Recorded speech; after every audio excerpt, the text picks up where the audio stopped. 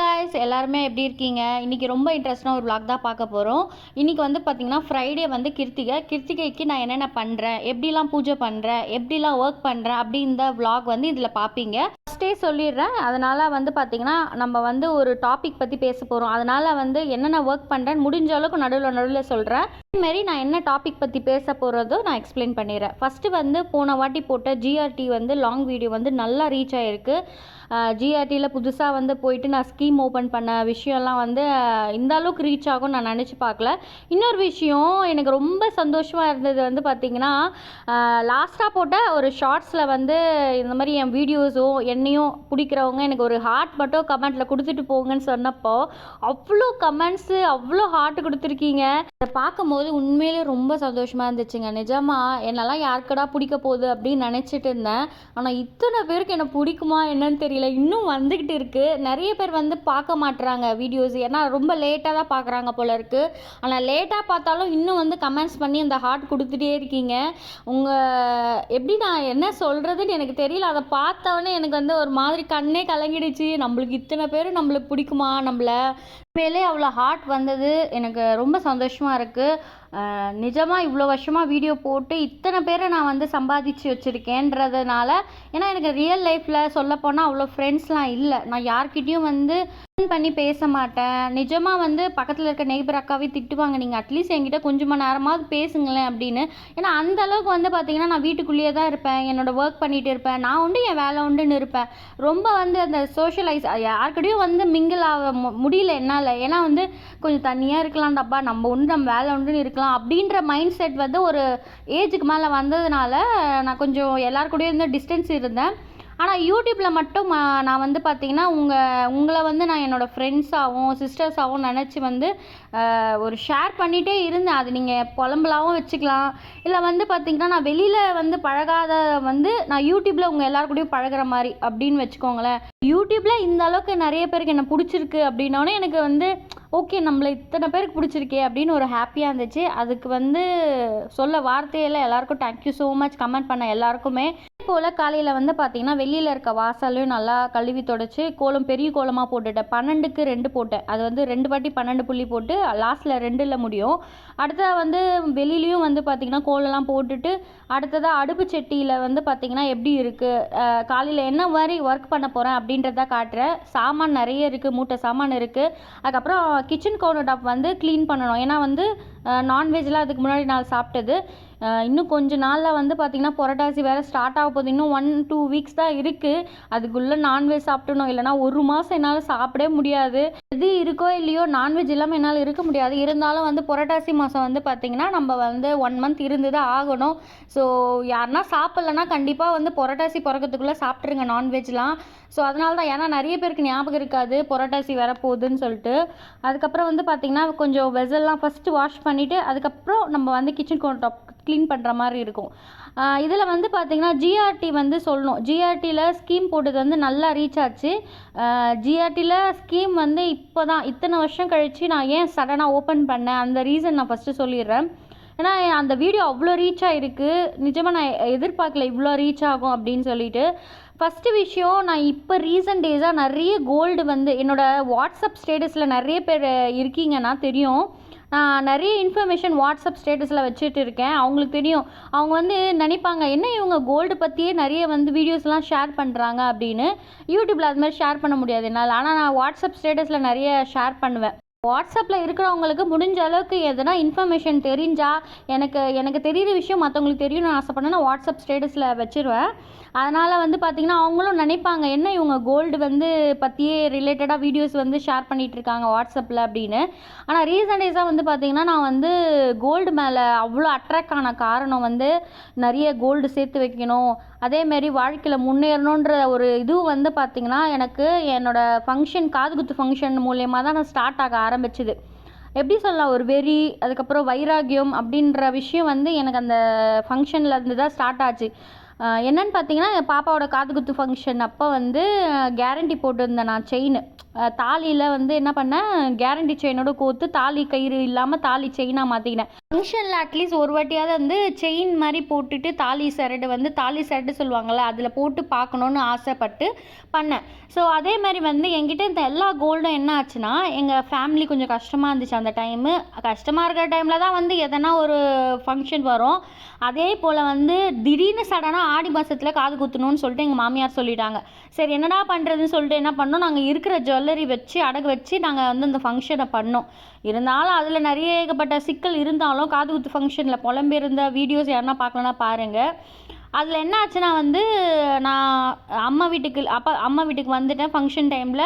அதேமாரி மாமியார் வீட்டுக்கும் அம்மா வீட்டுக்கும் இப்படி போயிட்டு இருக்க சமயத்தில் சொந்தக்காரங்களாம் வந்துட்டு நான் வந்து என்ன பண்ணேன், அந்த கேரண்டி செயின் போட்டுக்கிட்டு இருந்தேன். அந்த கேரண்டி செயின் போடும்போது வந்த சொந்தக்காரங்க எல்லாம் என் கழுத்தில் இருக்கிறத வந்து தாலி வந்து அப்படியே இழுத்து பார்த்து இது கோல்டா இல்லை கவரிங்கா அப்படின்னு சொல்லிட்டு நல்லா உத்து பார்த்தாங்க. கேட்டதுக்கு நான் சொன்னேன், இல்லை கேரண்டி தான், கஷ்டம் குடும்ப கஷ்டம்னு சொல்லிட்டு நாங்கள் வச்சுருக்கோம் அப்படின்னோடனே ஒரு மாதிரி ரியாக்ட் பண்ணாங்க. எனக்கு அந்த டைம் ஒரு மாதிரி உண்மையிலே வந்து அந்த டைம் தாலியோட அட்டாச் பண்ணிக்கிறதுனால அப்படியே பிடிச்சி இழுத்தோடனே தாலியோட எல்லாமே பார்க்க ஆரம்பிக்கிறாங்க. ஸோ எனக்கு ரொம்ப வந்து கஷ்டமாக இருந்துச்சு. வந்தவங்க எல்லாருமே தொட்டு கழுத்தில் தொட்டு பார்த்து என்ன இது கேரண்டியா கோல்டா எல்லாருமே கேட்குறது தான். எல்லாருமே சொந்தக்காரங்கன்னா புதுசாக ஒரு பொருள் கழுத்தில் போட்டிருக்குன்னா பார்க்க தான் செய்வாங்க. உடனே வந்து கேரண்டின்னு சொன்னோன்னே ஒரு மாதிரி, என்ன அவ்வளோ கஷ்டமாக இருக்கீங்க அப்படின்னு, வீடியோவில் பார்த்தா அப்படி தெரியலையே அப்படின்னு சொன்னாங்க. ஆக்சுவலாக வந்து எல்லாருமே என்ன நினைக்கிறாங்கன்னா, வீடியோவில் நான் வந்து எதனா பண்ணுறதா இருந்தால், இப்போது கல்யாண நாளுக்கே வந்து பார்த்திங்கன்னா நான் போனது, எங்கள் ஹஸ்பண்ட் கூட சாப்பிட போனதெல்லாம் கூட, நீ நல்லா தான் இருக்க, இன்னும் கஷ்டன்ற கஷ்டமே மாதிரி தெரியல, நல்லா தான் சந்தோஷமாக தான் இருக்க அப்படின்னு சொல்கிறாங்க. வீடியோவில் அதுக்கு நான் வந்து ஒப்பாரி வச்சு அழுவ முடியாது இல்லைங்க. வீடியோவில் என்னன்னா நான் என்ன பண்ணுறேன் அப்படின்றத நான் போடுறேன். அது நிறைய பேர் வந்து என் ஹஸ்பண்ட் சொன்னது வந்து நிறைய பேர் வந்து உங்கள் வீடியோ பார்த்து ரொம்ப பொசசிவ் ஆகிறாங்கடி, அது மட்டும் இல்லாமல் எல்லாத்தையும் ஓப்பனாக போடாத, இப்போ தங்கம் வாங்குறதா இருந்தால் கூட நீ தயவுசெய்து போட்டுறாத, எல்லாருமே வந்து நான் கஷ்டம் அப்படின்னு எதனா சொன்னால் கூட நம்ப மாட்டுறாங்க, நீ கஷ்டன்ற உன் பொண்டாட்டி மட்டும் இப்படி வீடியோ போடுறாளே அப்படின்னு சொல்லிட்டு சொல்கிறாங்கடின்னாங்க. அது ஒரு பக்கம். இப்போ ஜிஆர்டி போன வீடியோ வந்து பார்த்துட்டு கஷ்டமாக இருக்கிற மாதிரிலாம் ஒன்றும் தெரியலையே அப்படின்னு கூட ஓப்பனாக ஃபோன் பண்ணி கேட்குறாங்க. குடும்பத்தில் 1000 பிரச்சனை இருக்கலாம், 1000 இது இருக்கலாம், எல்லாமே நான் யூடியூப்பில் வந்து சொல்ல முடியாது. எங்களுக்கும் ஒரு ப்ரைவேட் லைஃப் இருக்குது. அதை பார்த்துட்டு வீடியோவில் வந்து இந்த மாதிரி ஹாப்பியாக இருக்கிற மாதிரி காட்டும் போது என்ன பண்ணுறாங்க, நீங்கள் கஷ்டமாக இருக்கிற மாதிரி எங்களுக்கு தெரியலேன்னு சொல்லிட்டு சொந்தக்காரங்க அந்த ஃபங்க்ஷனில் வந்து சொன்னாங்க. அதுக்கப்புறம் வந்து நாங்கள் சொன்னோம், இல்லை எனக்கு இந்த ஃபங்க்ஷனுக்காக நாங்கள் வச்சுட்டோம் அப்படின்னு சொன்னதுக்கே ஒரு மாதிரி எனக்கு எப்படி இருந்துச்சுன்னா, எனக்கு ஒரு மாதிரி அந்த இழுத்து பார்த்தாங்க எல்லாருமே. அதுக்கப்புறம் எங்கள் அப்பா வந்து பார்த்திங்கன்னா அந்த ஜுவல் போட்டார்ல, அந்த காது குத்தப்போ கிருத்திக்கு வந்து ஒரு சவர நகை போட்டார். அதுக்கப்புறம் ஃபங்க்ஷன்லாம் முடிஞ்சிட்டு வந்து அந்த நகையை நான் போட்டுக்கிட்ட பிறகு அதையும் வந்து இழுத்து பார்த்துட்டு இது உண்மையிலே கோல்டான்னு கையில் வந்து அளவு எடுத்து பார்க்குறாங்க. கையில் வந்து எப்படின்னா கழட்டி கூட நான் உண்மையான கோல்டாக நான் பார்க்குறேன்னு சொல்லிட்டு கையில் இப்படி எடுத்து பார்க்குறாங்க. ஸோ எனக்கு அந்த என்னதான் இவங்களுக்கு பிரச்சனை, இவங்களுக்கு நான் இப்போ கவரிங் போட்டாலும் கோல்டான்னு கேட்குறாங்க, கழட்டி பார்க்குறாங்க. இன்னொன்று கோல்டு எங்கள் அப்பா போடுறதுக்கு அது உண்மையிலே ஒரு சவரமானதை செக் பண்ணாங்க. எனக்கு வந்து என்னதான் நான் இந்த இது நினைக்கிறதுனே புரியல. அந்த அளவுக்கு வந்து கோல்டுக்கும் சரி, நம்ம வந்து என்ன ட்ரெஸ் பண்ணுறோம், நம்ம என்ன கழுத்தில் காதில் போட்டிருக்கோன்றதெல்லாம் பார்க்கறது போது நம்மக்கிட்ட அந்த டைமில் ஃபங்க்ஷன் டைமில் கழுத்தில் இல்லாத டைம் எனக்கு ரொம்ப வந்து ஒரு மாதிரி ஆயிடுச்சு. அப்போவே வந்து நான் ஒரு முடிவு பண்ணேன், என்னென்னா நம்ம வந்து கொஞ்சம் கொஞ்சமாக சேர்த்து வைக்க ஆரம்பிக்கணும். அதேமாரி எங்கள் அப்பா சொல்வார், நீங்கள் சம்பாதிக்கிறது எங்கே தான் போகுது, ஏன் வந்து கடமாக வாங்குறீங்க அப்படின்றாங்க. ஆனால் ஆக்சுவலாக என் ஹஸ்பண்ட் சம்பாதிக்கிறத விட அதிகமாக தான் இங்கே போகுது. காரணம் வந்து என் பையனோட தெரப்பி. அவனுக்கு வந்து கிட்டத்தட்ட 13,300 ரூபா வந்து ஒரு மாதத்துக்கு நாங்கள் பே பண்ணுறோம். ஹஸ்பண்ட் சம்பளத்தில் நாங்கள் முயற்சி பண்ணி முடிஞ்ச அளவுக்கு உள்ளே வந்தாலும் எங்கள் ஹஸ்பண்ட் சம்பளம் 30,000னா 30,000க்குள்ளே முடிஞ்ச அளவுக்கு நாங்கள் மேனேஜ் பண்ணுறோம். அதை தாண்டி போகிற ஒரு காரணம் வந்து கிருத்திக்கோட தெரப்பி ஃபீஸு 13,000 ரூபா எங்களது கிருத்திக்கோடது. நாங்கள் எக்ஸ்ட்ரா அந்த 13,000 ரூபா கிரெடிட் கார்டில் எடுத்து பண்ணால் கூட அடுத்த மாதம் அந்த 13,000 ரூபா எங்கே போய் கட்டுவோம். ஸோ மேற்கொண்டு அது அப்படியே ஆகிட்டே இருக்குது. ஒரு சிஸ்டர் வந்து பட்ஜெட் பிளான் கேட்டாங்க. பட்ஜெட் பிளான் வந்து ஒவ்வொரு வீட்லேயும் ஒவ்வொரு லைஃப் ஸ்டைல் இருக்கும். எங்கள் வீட்டில் வந்து பார்த்திங்கன்னா ஹவுஸ் ரெண்ட்டு 9,000, க்ராசரி ஒரு 3,000 வச்சுக்கோங்க, காய்கறி வந்து ஒரு 2,000 வச்சுக்கோங்க. அதுக்கப்புறம் வந்து பார்த்திங்கன்னா போஸ்ட் ஆஃபீஸில் நான் வந்து பிபிஎஃப் போடுறேன், ஆர்டி போடுறேன். அதுக்கப்புறம் வந்து இப்போ புதுசாக இந்த ஜிஆர்டி ஸ்கீம் போட்டிருக்கேன். ஸோ இதெல்லாம் வந்து நாங்கள் கொஞ்சம் கொஞ்சமாக எங்களோட எவ்வளோ செலவாகுதோ மேக்ஸிமம் நாங்கள் சேவ் பண்ணிட்டு தான் வரோம். இருந்தாலும் வந்து பார்த்திங்கன்னா சம்பாதிக்கிறதா இருக்கட்டும், சேவ் பண்ணுறதா இருக்கட்டும், அதுக்கு மீறிய செலவுகள் நிறைய வருது. கிருத்திக்கு மெயின் வந்து அவனுக்கு மிஷினு இருக்கட்டும், தெரப்பியாக இருக்கட்டும், இது 2 தான் எங்களால் சமாளிக்க முடியாமல் ரொம்ப கஷ்டப்படுறோம். நார்மல் ஃபேமிலியில் வந்து குழந்தைங்களுக்கு இந்த மாதிரி ஸ்கூல் ஃபீஸ் தவிர வேறு எதுவும் இருக்காது. ஆனால் எங்களுக்கு ஸ்கூல் ஃபீஸு, பாப்பாவோட தெரப்பி ஃபீஸு, இன்னொன்று மிஷின் ரிப்பேர் ஆன ஃபீஸு, இந்த மாதிரி இருக்கும்போது நாங்கள் வந்து கஷ்டமாக இல்லை அப்படின்ற சொல்கிறவங்களுக்கு நான் சொல்கிறேன். எங்களுக்கு வந்து நார்மல் ஃபேமிலியோட எக்ஸ்ட்ரா வந்து கிருத்திக்கோட ஹாஸ்பிட்டல் செலவுக்கும் இன்னொன்று கிருத்திக்கோட தெரப்பி ஃபீஸும் இருக்கிறதுனால எக்ஸ்ட்ரா ஆக தான் செய்யும். அதனால தான் சொல்கிறேன், எல்லாமே நான் எழுதி வச்சுக்கிட்டு இந்த வாட்டியெல்லாம் வந்து பார்த்திங்கன்னா நிறைய சிக்கனம் பண்ணியிருக்கேன். கேபிள் டிவியை நிறுத்திட்டேன், அதுக்கு பதில் ஜியோ வந்து அன்லிமிட்டெட் போட்டுட்டு அதை வருஷத்துக்கு ஒரு வாட்டி பிளான், அந்த மாதிரி இந்த மாதிரி ஃபோனாக இருக்கட்டும் ஜியோவாக இருக்கட்டும் எல்லாமே வருஷத்துக்கு ஒரு வாட்டி பிளான் பண்ணுறது, முடிஞ்ச அளவுக்கு எல்லாத்துலேருந்தும் மிச்சம் பண்ணுறது, சின்ன சின்ன வாட்டர் கேன்லேருந்து எல்லாத்தையும் சேர்த்து வைக்கிறது, தலைமுடியை கூட வந்து சேர்த்து வச்சு ஒரு குண்டா வாங்குறேன். இந்த மாதிரி வாழ்க்கை போயிட்டே இருக்கே, இன்னும் எப்படி தான் இருக்கிறது, இன்னும் முன்னேற முடியுமா நம்மளாலன்னு யோசிச்சு பார்த்து தான் நான் வந்து ஜிஆர்டியில் ஸ்கீம் போட்டேன். அது எதுக்குன்னா வேஸ்டேஜ் இல்லைன்னு சொல்லிட்டாங்க. மெயின் வந்து வேஸ்டேஜுக்கு தான் போன வாட்டி கம்பல் வாங்கும்போது அதிகமாக இருந்துச்சு. இன்னொன்று வந்து நம்ம வாழ்க்கையில் மற்றவங்க முன்னாடி நம்ம கெத்தாக இருக்கணும் அப்படின்னு வந்து நம்ம யோசிச்சு தான் அந்த ஃபங்க்ஷன் முடிஞ்சதுனால தான். அதனால் வந்து பார்த்திங்கன்னா நம்ம நெக்ஸ்ட்டு ஃபங்க்ஷன் எதனா இருந்தால் கூட கழுத்தில் காதில் எதனா இருக்கணும் நம்மளுக்கு.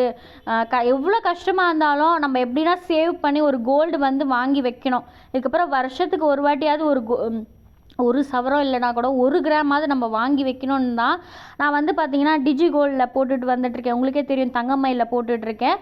அடுத்ததான் வந்து இப்போது ஜிஆர்டியில் ஸ்கீம் போட்டிருக்கேன். ஸோ இது வந்து இருந்தாலும் எனக்கு மேக்ஸிமம் இது 2த்தையும் அடுத்த வருஷம் முடிக்கும் போது எனக்கு வந்து மேக்ஸிமம் 5 கிராம் தான் என் கையில் கிடைக்கும் அடுத்த வருஷம். இருந்தாலும் அதை பத்தாது. இன்னும் நான் என்ன சேர்த்து வைக்கிறது நான் முடிவு பண்ணி அதை வந்து நான் இன்னும் ரிசர்ச் பண்ணிகிட்ருக்கேன். என்னால் வீட்டிலேருந்து எவ்வளோ மிச்சம் பண்ண முடியும், என்னால் எவ்வளோ சேவ் பண்ண முடியும் நான் கால்குலேட் பண்ணினே இருக்கேன். நான் வீடியோஸ்லேயும் வந்து நான் புதுசாக எதனா ஆரம்பித்தா கூட கண்டிப்பாக சொல்வேன். இந்த வாட்டி புதுசாக ஒன்று ஆரம்பிச்சிருக்கேன். என்னென்னு பார்த்தீங்கன்னா டிஜி கோல்டு நான் வந்து சேவ் பண்ணிகிட்டே வரேன். இருந்தாலும் வந்து சில்வர் ஒன்று சேர்த்து வைக்கலாம் அப்படின்னு யூடியூப்பில் சர்ச் பண்ணும்போது ஒரு சிஸ்டர் வீடியோ பார்த்தேன். அவங்க வந்து வர்ஷா ஜுவல்லரின்ற அம்பத்தூரில் இருக்குது சென்னையில்.